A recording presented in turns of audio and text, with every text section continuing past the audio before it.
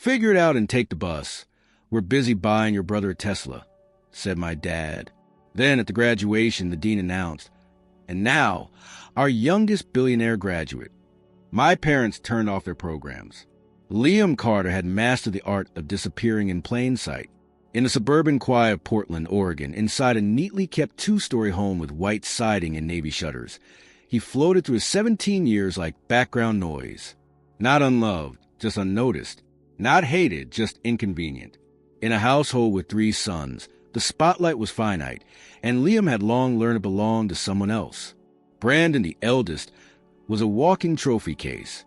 Star quarterback, straight-A student, and the kind of boy fathers brag about to strangers at gas stations. Caleb, the youngest, was no less exceptional. A 10-year-old math prodigy who had once been interviewed on local news for solving college-level equations. Their parents, Mark and Susan, were unapologetically invested in nurturing excellence. And Liam, somewhere in the soft center, bore the weight of being neither extraordinary nor problematic. Just there. It had always been subtle. A forgotten birthday here, a missed parent-teacher meeting there. But on the morning of his high school graduation, the truth finally crystallized into something he couldn't look away from. He stood at the kitchen counter, dressed in a borrowed suit a size too big, adjusting the tie he had YouTubed how to knot, and asked casually, "Can someone give me a ride to the ceremony?" Mark didn't look up from his phone. "Figure it out and take the bus. We're busy buying your brother a Tesla." The sentence hung in the air like a slap. Brandon had just been accepted into Stanford with a football scholarship. The Tesla was a gift, a well-earned reward for years of hard work. Susan had said there was no room left in the day for Liam's milestone. He didn't respond. He didn't protest. He simply walked to the hall closet, took his windbreaker, and stepped out. The city bus stop was 3 blocks away. It was 7 o'clock in the morning. Graduation was at 9. On the ride downtown, the suit jacket bunch at his shoulders and the paper diploma cover he had received the day before clung damply to his lap from his nervous grip. Across from him, a toddler clung to her mother's leg. Beside him, a man in a mechanic's uniform snored lightly. Portland passed by the bus windows like a movie set. Gray skies, rain-slick streets, brick cafes with lines already forming. Liam pulled a crumpled spiral notebook from his backpack, the kind with coffee stains and half-torn pages. It had no title, no clear beginning, just pages of loose ideas he jotted down over the past few months. Doodles, flowcharts, notes from YouTube tutorials on Python and JavaScript. And in the middle of a wrinkled page, an idea circled 3 times. Local Link, a mobile app to connect local freelancers to small businesses nearby. The idea had come to him one evening, while sitting on a curb outside a coffee shop, where he used to sweep floors for tips. He'd watched the owner, a single mother juggling 3 part-timers, struggle to cover a last-minute sick call. A plumber from down the street had offered help fixing a leaky sink for free. It sparked something. What if there were a way to make those connections easier? Not corporate, not anonymous. Local. Human. He stared at the page now, pen hovering. Around him, the bus rattled through intersections and past murals. It was a city full of people who had been told they didn't matter. And suddenly, something in him stirred, not resentment but clarity. If he couldn't find a place in his own family story, he would write his own. At the graduation ceremony, Liam sat in the back row. The principal mispronounced his last name. No one cheered when he crossed the stage. He looked out into the audience and saw the empty chairs where his parents would have sat, then quickly looked away. Afterward, classmates gathered with flowers and cameras. Liam slipped away quietly. He walked home in the rain, his shoes soaked through. He didn't feel sad. He felt still, focused. That night, in the dim light of his bedroom, wedged between Brandon's old posters and Caleb's untouched science kits, Liam opened his laptop. The screen flickered. He opened a blank coding file and titled it Local Link _Alpha. There were no congratulations waiting, no celebratory dinner. But Liam didn't need those anymore. The silence had become familiar, almost comforting. It reminded him there was no one to impress but himself. As the rain tapped on the window pane, he typed the first few lines of code. Not perfect, not elegant, but his A beginning. He had no connections, no money, and no roadmap. But he had hunger. The kind that doesn't go away with food. The kind born from being told, day after day, in ways loud and quiet, that you don't count. And now, finally, he had something else. A reason. Summer crept into Portland with an indifferent sky and a breeze that carried the scent of pavement and fir trees. While his former classmates scattered across internships, vacations, and college orientations, Liam took a different route. He spent his mornings folding delivery bags and strapping them onto the back of his second-hand bike, working long hours ferrying food across the city. It was monotonous and sometimes humiliating, dodging traffic, waiting in cramped apartment lobbies, handing over lukewarm pad thai to tired customers who barely looked up. But it paid just enough to keep his prepaid phone alive and his laptop out of the pawn shop. At night, he transformed. In his room, the lights dimmed low and the fan spinning overhead, Liam scoured forums, read documentation, and watched coding tutorials with the intensity of someone learning how to breathe. He took notes on napkins, old receipts, the backs of junk mail. His mind never stopped. The app, now called FixLink, was evolving from a scribbled idea to a structured concept. He envisioned a clean interface, intuitive matchmaking between small businesses and local freelancers, user reviews, dynamic pricing. The code base was still rudimentary, riddled with errors, but with each night, he improved. One line at a time, he kept his progress to himself. Partly out of fear it might collapse under scrutiny, partly because no one had ever asked. But one evening, while Susan was preparing dinner, Liam ventured into the kitchen. Kayla was at the table doing calculus for fun. Mark was glued to a sports podcast. Brandon had stopped by for the weekend, his car keys jingling with the emblem of a brand new Tesla. "I've been working on something," Liam said, voice steady. "It's a mobile platform for connecting freelancers with small businesses in the same neighborhood. It's meant to—" Mark interrupted without looking up. "Are you still doing that computer thing?" Susan added, "That's sweet honey, but maybe looking to trade schools. Something practical. I'm trying to build something real. Something people can use." Brandon snorted. "Dude, you think an app is going to fix people's lives? Come on." Caleb didn't even glance up from his equations. The silence that followed wasn't aggressive. It was worse, complete dismissal. Liam stood there for a moment, feeling invisible in the room where he had grown up. Then he nodded once and left.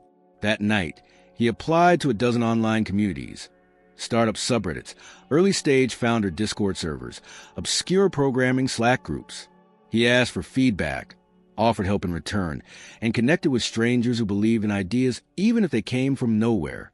One user, a college dropout from Detroit, helped him clean up his back end. Another, a UX designer in Sacramento, offered free sketches for the homepage. It was in one of these groups that someone posted a link to the Pacific Youth Accelerator, a nonprofit program in Seattle aimed at empowering young entrepreneurs from underrepresented backgrounds. Liam read the description 3 times. The program offered mentorship workspace and a small seed grant to help participants build their ideas. The deadline was in 48 hours. Without hesitation, he applied. He recorded a video pitch in his room, using a borrowed ring light from a friend who made TikToks. In the video, Liam didn't smile or try to charm. He simply spoke. "Most people don't get noticed until they succeed, but I believe success can start by noticing the people around you.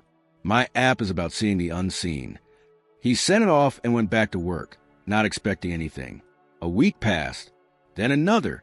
Then, on a Sunday morning, while he sat on the curb outside a Vietnamese restaurant waiting for a pickup order, his phone buzzed. He opened the email, reread it, then read it again. "Congratulations, Liam. You've been accepted into the Pacific Youth Accelerator summer cohort." His chest tightened, not from fear, from disbelief. For the first time, someone who didn't know him had seen his work and said yes. He didn't tell his parents. He didn't need their approval. He packed a duffel bag, took the long train to Seattle, and used his last delivery tip to buy a lukewarm coffee at Union Station. The city smelled different. Steel, ambition, sweat. It buzzed with movement. Liam stepped onto the street with nothing but a laptop, an idea, and a fire he refused to extinguish. The accelerator campus was small. tucked between warehouses and art studios in a gentrifying district. Inside, he met others like him, young, tired, brilliant. There were teenage coders who had fled volatile homes, girls who had built apps between hospital visits, and immigrants who spoke 4 languages but were ignored in every one of them. Liam listened more than he spoke. He learned about pitch decks, growth hacking, customer validation. He filled notebooks with strategies, metrics, and user feedback. Every time someone asked why he was building FixLink, his answer was the same: because people need to feel like they matter. He worked until his wrists hurt, slept in a bunk that creaked with every shift, ate instant noodles, and stored his toothbrush in a Ziploc bag. And when someone said, "You're too quiet, Carter," he simply nodded. Noise hadn't gotten him here. Focus had. By the end of the first month, he had a working prototype, bare bones, unpolished, but functional. He began testing it with vendors at farmers markets, barbershops, and corner stores. He walked into every one of them with the same pitch: "I know what it feels like to be ignored. This might help you be seen." Some waved him off. Others listened. A few downloaded the app, enough to keep him going. By the time the crisp wind of September settled over Seattle, the accelerator program had entered its second phase, a brutal, unrelenting push toward viability. No longer was Liam a curious outsider with a vague prototype. He was now expected to produce traction, analytics, a user base, and most of all, a reason for investors to care. The early encouragement gave way to pressure, and the supportive smiles from mentors turned into curt reminders about conversion rates and churn. The gap between potential and proof narrowed with each day, and Liam felt it tightening around him like a noose. The initial downloads of FixLink had been promising. A few local mechanics, a seamstress, a dog walker, and some small cafes had signed up, but maintaining those connections required a back-end he couldn't afford to scale, and a front-end that was riddled with inconsistencies. Bugs piled up, reports from users came in flurries, and the code he once found exciting now made him nauseous. Sleep became an afterthought. Meals were usually forgotten or replaced by stale vending machine granola bars. The stipend from the accelerator, though generous for a beginner, had its limits. After rent, food, transportation, and the occasional software license, he was left counting coins. Some nights, he lay in his bunk with a hand on his chest, not from pain but from the strange hollow pressure that refused to go away. He thought about quitting, not dramatically, not in despair, just quietly walking away. One night, as rain painted streaks against the windows of the shared workspace, Liam sat alone in the corner with his laptop open, staring at a blank terminal screen. His hands hovered above the keys, but he didn't move. Around him, the room buzzed with the soft tapping of others who, like him, were fighting invisible wars. A girl named Kiara, whose app helped immigrant mothers find language tutors, gave him a look as she passed by, as if to say, "Still breathing?" He nodded faintly. Barely. It was during this fragile stretch, when he was contemplating returning to Portland, that something unexpected happened. On a Friday afternoon, he visited a small tailor shop near Capitol Hill. The store was dimly lit and smelled of fabric and lavender. An elderly woman greeted him in Spanish-accented English, her hands calloused and her back slightly bent. Her name was Teresa Alvarez, and she had owned the place for over 3 decades. Liam introduced himself, pitched FixLink in a voice that lacked its usual conviction, and handed over a battered flyer. Teresa squinted at it, then at him. "You built this?" she asked. He nodded. "My niece downloaded it for me last week. I didn't know it was yours." Something flickered behind her eyes. She turned, walked behind the counter, and pulled out a dusty notebook. Inside were hand-drawn notes, appointments, receipts. "I used to write everything down. But now, look." She opened the app on her old Android phone and showed him her new client log, organized, searchable, and running through FixLink. "I was going to shut down," she said softly. "My knees are bad, business was slowing, but I found a local student on your app who helps with delivery. A handyman who fixed my window. I thought, maybe I don't need to stop yet." Liam stood there, unsure how to respond. His throat tightened. For the first time in weeks, the noise in his head stopped. "Don't stop building it," she said. "People like me, we don't ask for much. Just a chance to keep working. Your app gave me that. That night, he returned to the workspace and didn't leave for 36 hours. Fueled by the warmth in Teresa's voice, he pushed through lines of broken code, rewrote the onboarding experience, simplified the interface, and fixed the algorithm that matched freelancers with businesses based on urgency and proximity.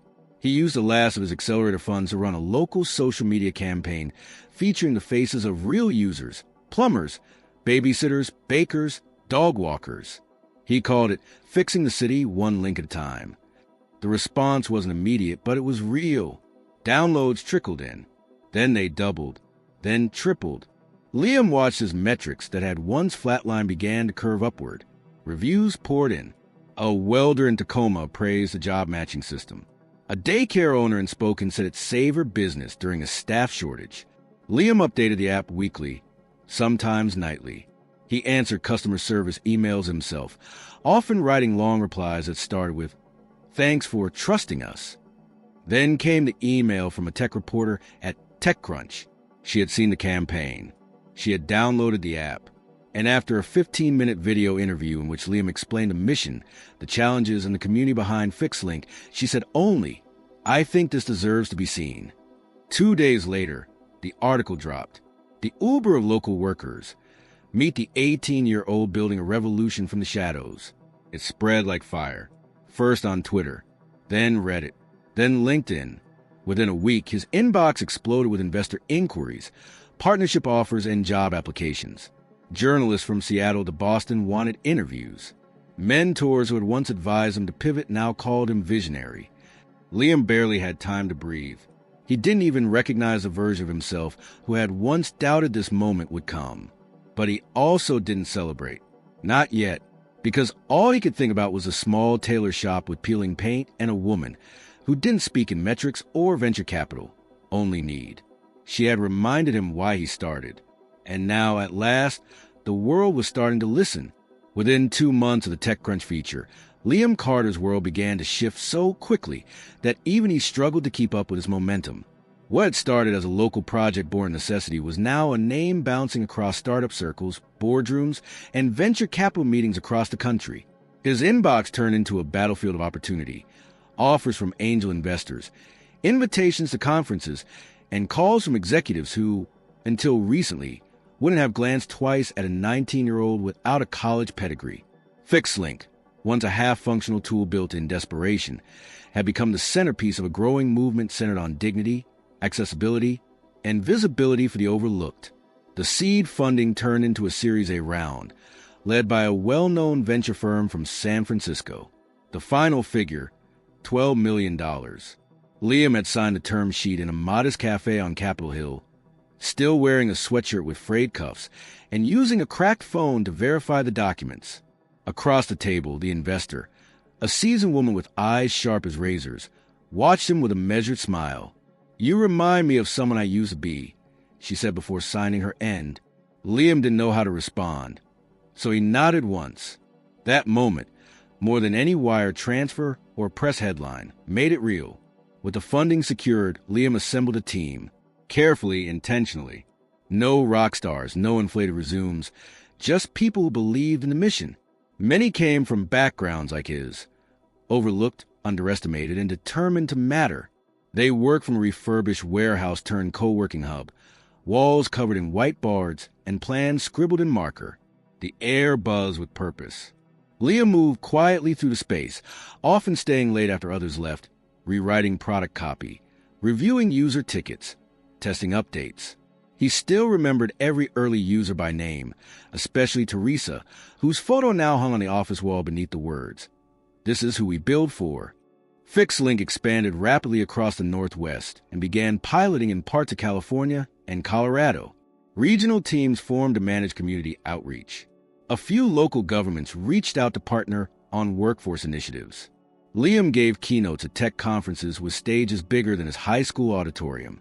Despite his discomfort with the spotlight, he learned to speak with calm precision, channeling the same clarity that had guided him through lonely nights of debugging. He wasn't charismatic in the traditional sense, but his authenticity resonated. He didn't talk about disruption or billion-dollar markets. He'd talk about the mechanic who needed one more job to cover rent, or the baker who had finally hired help without paperwork nightmares. Back in Portland, however, the news traveled slower. His parents hadn't reached out. Liam hadn't expected them to. He occasionally scanned their social media accounts. Pictures of Brandon's games, Caleb Science Awards, dinners and holidays where his name was never tagged. There was no malice, just a familiar silence. The type that once hurt, but now simply confirmed a truth he no longer fought against. Still, the past had a way of circling back. It arrived in the form of an embossed envelope with the university's seal printed in navy and silver. After securing his funding, Liam had enrolled in an online business program quietly, almost experimentally. He wanted structure, vocabulary, not for the sake of validation, but for better stewardship of what he was building. And now, after 18 months of night classes, project submissions, and virtual lectures, he was graduating. At 20 years old, with no ceremony anticipated, he nearly dismissed the invitation to attend in person. But the university had other plans. A month before the graduation, the dean contacted him. They wanted to recognize his work publicly. At first, Liam declined. The attention felt unnecessary. But his CTO, a former teacher turned product strategist, encouraged him to accept. Not for them. For the people who still don't know your name. Show them it's possible. So he agreed. On the morning of the ceremony, the air in Portland was unusually warm for spring. Liam arrived early, wearing a tailored suit, his first, simple and dark, with a tie that matched the FixLink colors. His team had insisted on getting it made for him. In the mirror, he barely recognized himself.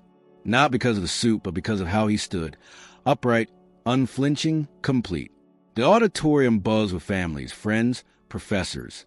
As Liam waited backstage, he noticed names being whispered in the crowd, some about tech, some about scholarships, but one phrase caught his ear again and again. That's the FixLink guy. When the dean took the stage, she began her speech about innovation, resilience, and new definitions of success. Then, with a gentle pause, she smiled and said, "And now, the moment we've all been waiting for, please welcome our youngest graduate, and according to Forbes, one of the most promising entrepreneurs of his generation, Liam Carter." The applause rose like a wave. It didn't roar. It resonated. From the stage, Liam saw them. His family sat near the center. Mark wore a forced smile. Susan clutched her purse, and Brandon and Caleb looked straight ahead, eyes unreadable. They hadn't called, hadn't warned they would come. They simply appeared, as if waiting for proof. Liam didn't flinch. He stood at the podium, accepted the honorary plaque, and when the crowd settled, he spoke. "I started building FixLink because no one expected anything from me. I didn't want revenge. I wanted relevance. For people like me, and for those who work in the shadows every day unnoticed."